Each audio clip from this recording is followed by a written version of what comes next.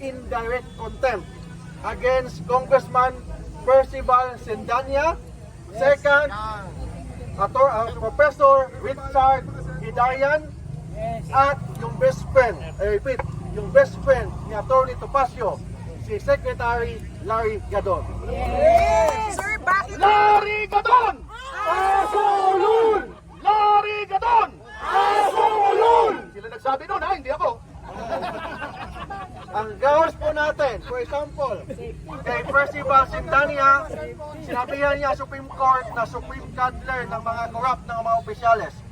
Second, itong si Richard Hidarian, nag-post sa Facebook and sa Twitter niya na lahat daw ng mga justices ng Supreme Court appointee ng mga Duterte, therefore hindi independent ang Supreme Court.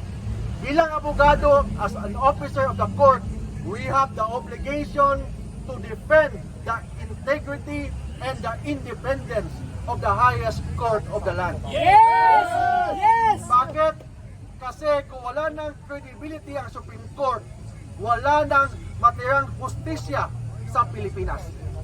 That's why, as lawyers and as a Filipino, we have the obligation to defend the independence and the impartiality of the Philippine Supreme Court. Yun ang gagawin po natin ngayon.